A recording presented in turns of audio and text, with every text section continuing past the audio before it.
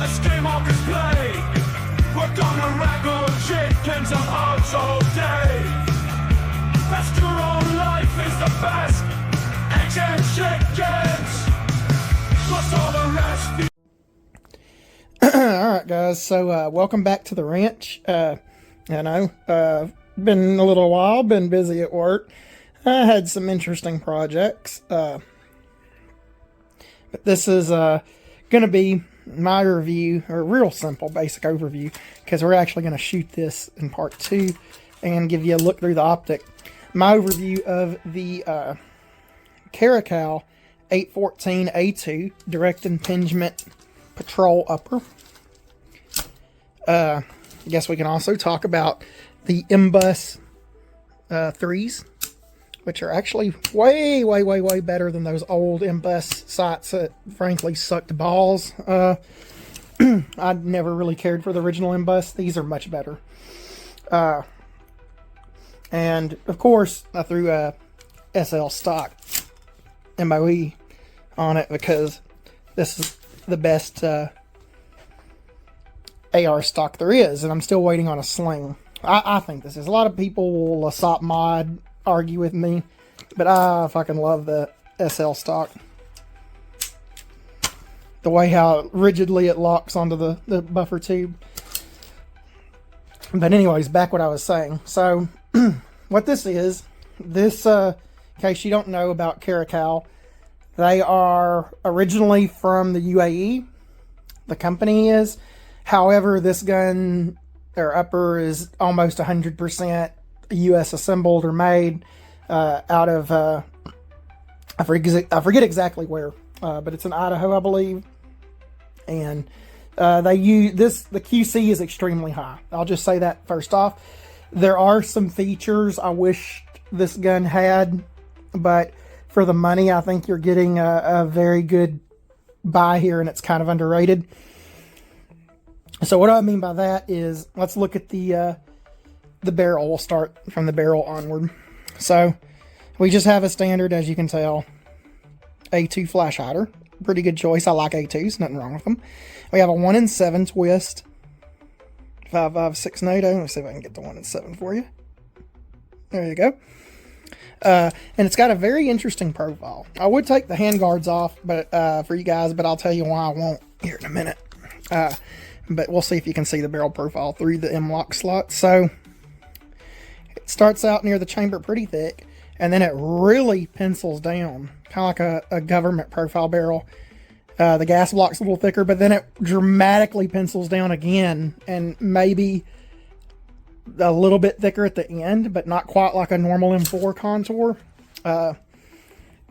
So very interesting looking barrel, and I kind of like it. The 816, the piston, external piston gun, has this feature too, which is cool. I think is really cool.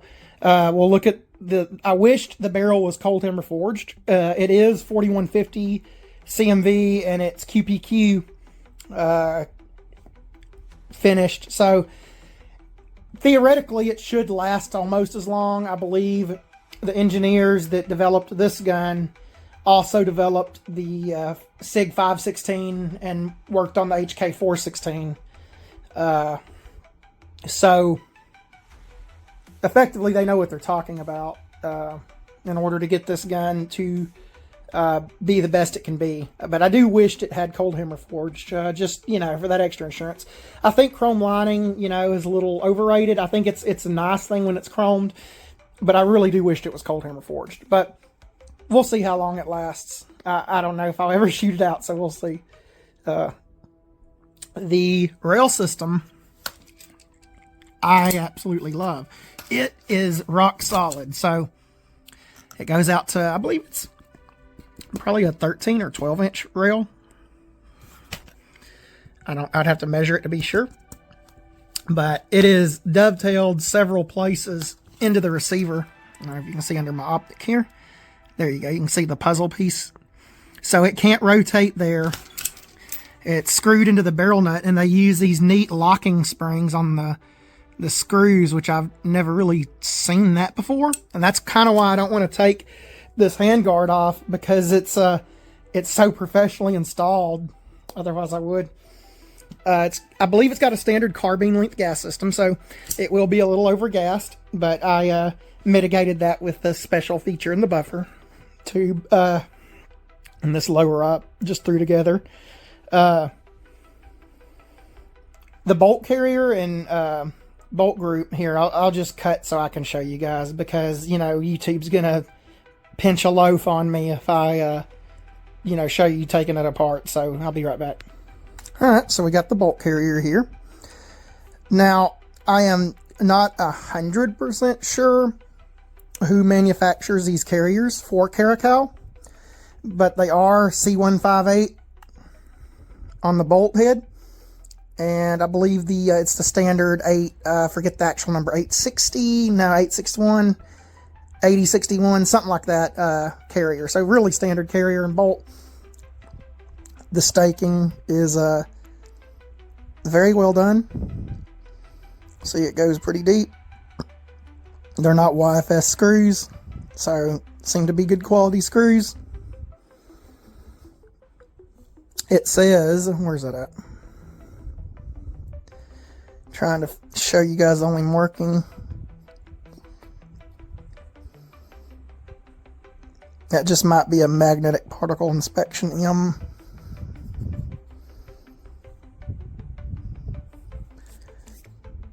On the bolt head. Maybe Caracal makes these themselves, which is, I've heard rumors that these are, I can't verify this, but I've read it on several forums. These are manufactured for them by Smith Enterprises, who makes the, basically, they do manufacturing for different entities in the U.S. government for like extra bolt carrier groups and stuff. So they know what they're doing. It's a military, definitely grade bolt carrier group. Everything seems well assembled on it. Nothing out of the ordinary. I probably shot it about 500 rounds now. So that's why this is just an overview and not a review. Alright guys, I'll reassemble it and we'll get back to talking about some other features. Alright, I got the bolt carrier back in there. Now we can see how I actually addressed the recoil concerns.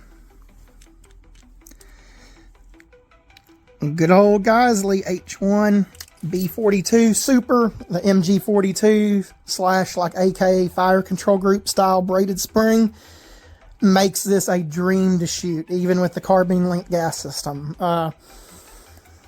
Telling you guys, it's almost as soft as an AK-74, which is quite impressive. I would say. I've been using these C Products mags. I quite like them a lot. They have some drip to them, but they're about as reliable as P mags. So they're pretty cool. But yeah, so just a standard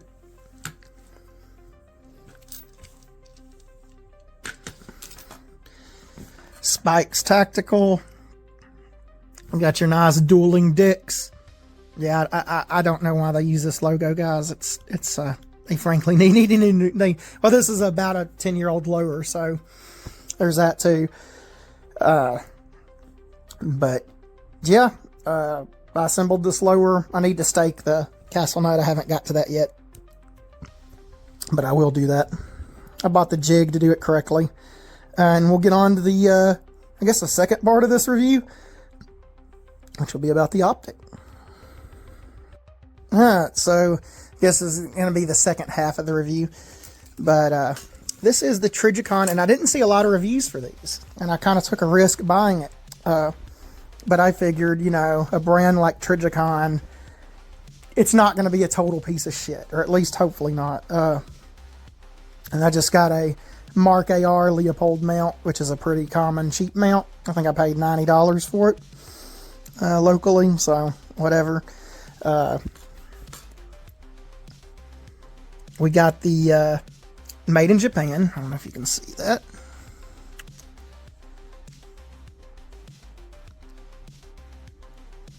Yep, it's upside down, but you can see made in Japan. So we got Japanese quality glass for a around $500 optic. that is a very big deal, which I think, because the glass on this is quite good. Although this scope does have some flaws, but to me, they're not bad enough to ever not use it. It's still a really good deal, in my opinion, for what you're getting. And on something like 5.56, you know, you don't need adjustable parallax, really. This rifle's never going to be shot over 500 meters realistically. So I'm not going to be concerned about looking at something at 1,000 and it being perfectly clear. It is what it is. You're not going to get into good adjustable parallax scopes under like $900 pretty much. I mean, there's the Viper PST that's pretty good, but I mean, it's on the verge of the glass quality. It's a Philippines made scope. Glass quality is going to be a little lower than the Japanese made scopes as a rule. And that's my only hang up with that. Although I've used one before and they're pretty tough little scopes. Just the glass quality is not quite as good as the Japanese or German optics or American. Still a good bit better than the Chinese stuff, in my opinion. Even though there's some good Chinese stuff, like this Primary Arms SLX that's on one of my AKs is a pretty decent scope. But back to the Trijicon. So I didn't see any reviews on these, and it concerned me. But I was like, I'm just going to gamble on it. I love my Credo 2 to 10, which I got a review too, that I've had actually a little longer. But I kind of wanted to do this one first because it'd be the quicker video because there's less to talk about. But as you can see, it's got simple capped windage and elevation turrets. So they're very much a hunting style turret. You can reset them to 0.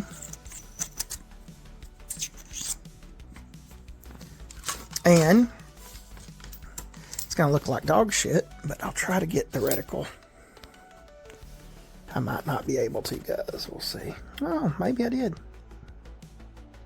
Kinda. It's going to be blurry and shitty, but you get the idea. It's a simple... Here, I'll show you on the box, too. The illustration. It's a simple...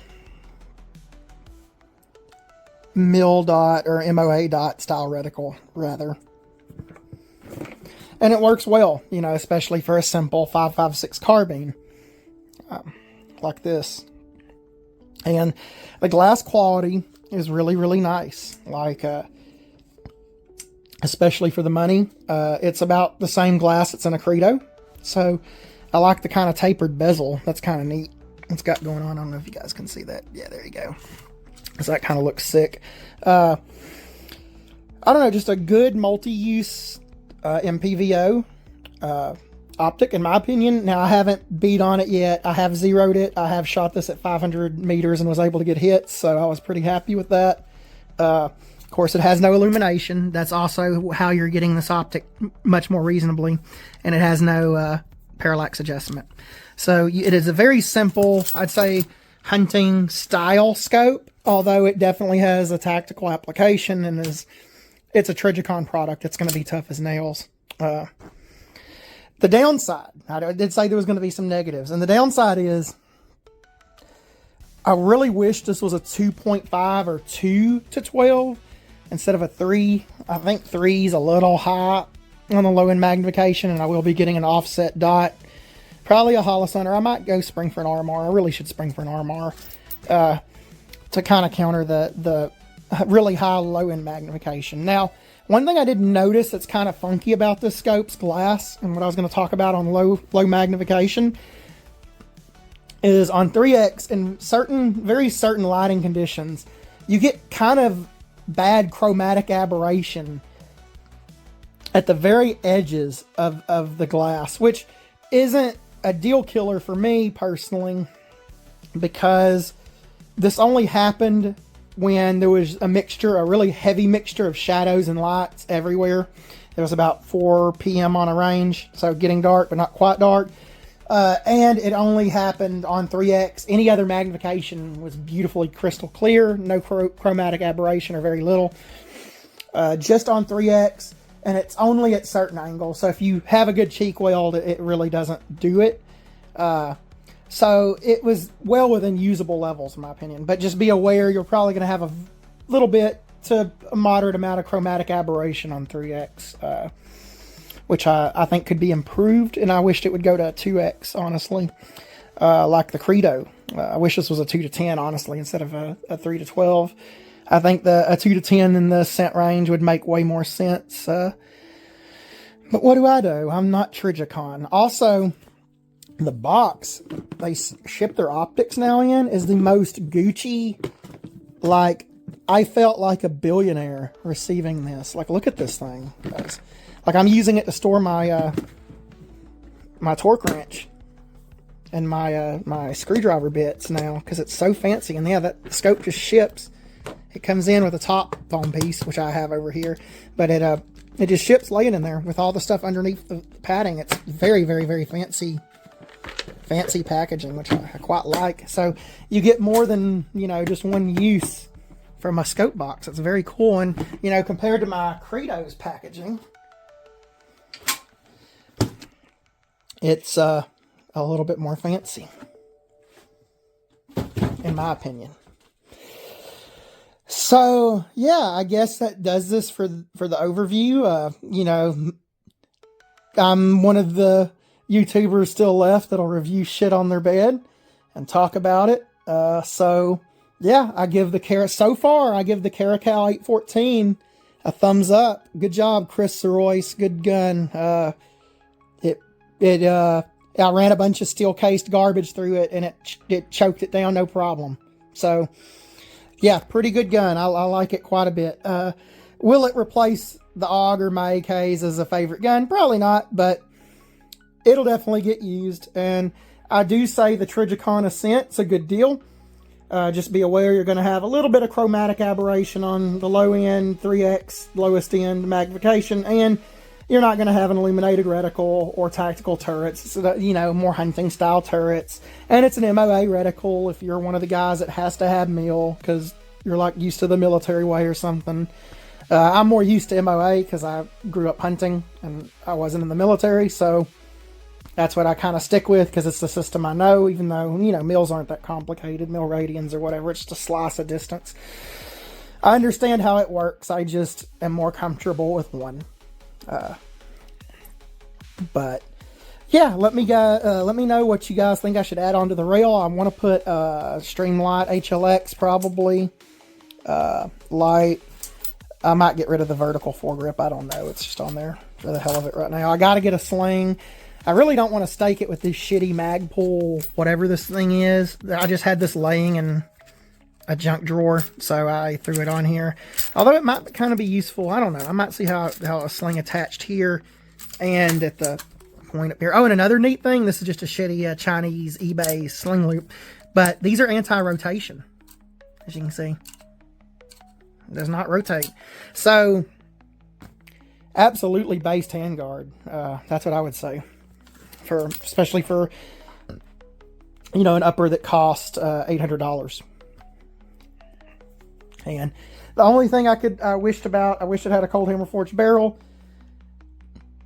Otherwise, I can't recommend this upper enough if you're looking for a medium to high end AR upper with good QC at, you know, under $1,000. The Caracal 814 Patrol is a pretty good choice. And I didn't even talk about the coolest feature, which I'll throw up on screen now. This thing, I'll have to show you. I'll try to lock it open. There we go. I might not be able to show you guys. I'll have to throw up a picture because I won't be able to show you. But it has a supported chamber.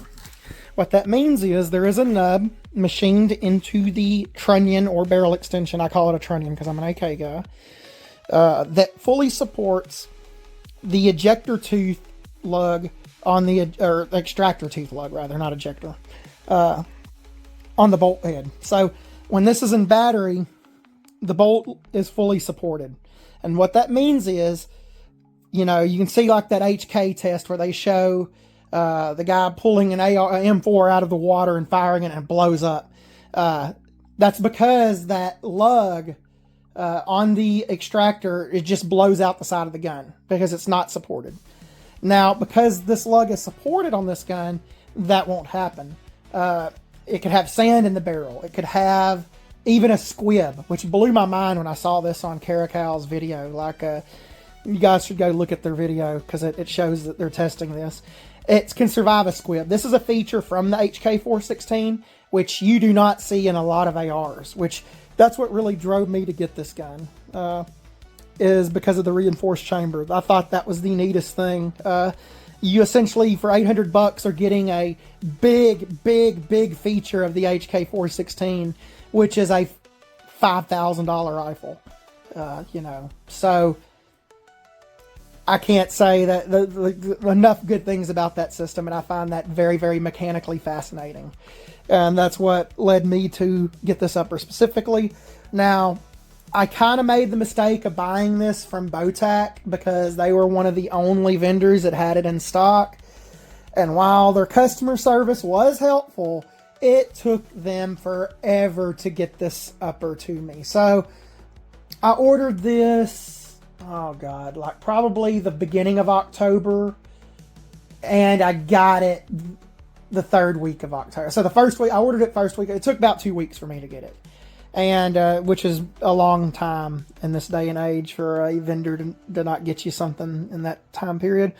They first thought I ordered the rifle and were trying to ask me for an FFL. And yeah, that wasn't a fun time. I had to communicate to the customer service lady, who was helpful, that it was not it was a upper that I purchased, not a full rifle. So then finally they shipped it after that was sorted out. And of course they did charge me quite a bit to ship. So that's another thing you have to worry about for them. I hear if you are a veteran, then Caracal themselves has an amazing discount on their site for these. And they're something like 30 to 40% off. So if that applies to you guys, I highly recommend you go there and check them out, because I absolutely trust this, the way this is assembled. Now, granted, 500 rounds is nothing to take seriously as far as a durability test, but the way that I'm seeing this is assembled, everything looks like it would be correct to SOTAR, except for my lower, but that's on me. I haven't staked it yet, or, you know. Everything should be good to go. And for, like I said, $800, that's a screaming deal. I do realize you can get Daniel Defense and BCM uppers kind of in this range, but usually they don't have a bolt carrier group with them. The BCMs do, because they throw in a free one now. But the Daniel Defenses usually don't. They usually don't have a muzzle device. So you're out another $140 for a quality bolt carrier group. And then you're out another $80 for, you know, whatever suppressor host you want to put on. Or if you want to put on a simple A2, you're still out another 20 to 30. So it is what it is. I like the Caracals. I think they're a good value for what you get. I just wish they had a cold hammer forged barrel, and that's really the complaint I have, and that's basically it. This gun shot with steel cased Wolf. It shot about 1.5 to 2 minute group. That was 5 rounds. I didn't, obviously, if I probably dumped the magazine, you know, give it a 10 round group, probably opens up to 2.5, 3 with that low quality ammunition. But I can't really say anything negative other than that, and I'm recommending you guys look into it. Part 2 of this review, I'll try to show you down the scope. I got a new tripod for my camera phone, so we'll be able to see me shoot, and we'll be able to look through the optic itself. And yeah, I'll talk to you guys later. This is the Caracal 814 Patrol Upper A2, and the Trijicon Ascent 3 to 12 by 40. Good job on that Trijicon, but Trijicon always makes just dapper shit. Like, you know, maybe the SRO is not the most durable red dot. You know, you wouldn't want to put it on a duty pistol, but the RMR is tough. The scent, it should be good to go, and so far it is. I recommend you guys check it out. There's not a lot of reviews on it. Like, if I Google Amazon reviews, like there's like 20 of them, 18 of them are good, and then there's like 2 boomers complaining about not using the focus ring essentially correctly and saying it's blurry. Other than that, the reviews were good, but like I said, there's only 20 of them. And then there's It's always funny when you, I'm not making I'm just going on a rant here. It's kind of funny when you go and read a review on an optic, and it'll be some kind of high-end optic, and it'll have like 300 5-star reviews, and everyone talks about how good it is. And then there'll be like 3 or 4 1-star reviews, and you can tell it's like a 70-year-old man, and he doesn't understand how the thing works. And he's like, it's all blurry. I can't, what's this knob on the side? What's a parallax? And like, yeah, I mean, you can tell. Maybe you maybe you should stick to the good old fixed power Bushnell banner there, Gramps. But yeah, that's a story for another topic. But I'll let you guys go. This has been Skinwalker Hidden Valley Ranch, and I will catch you guys later.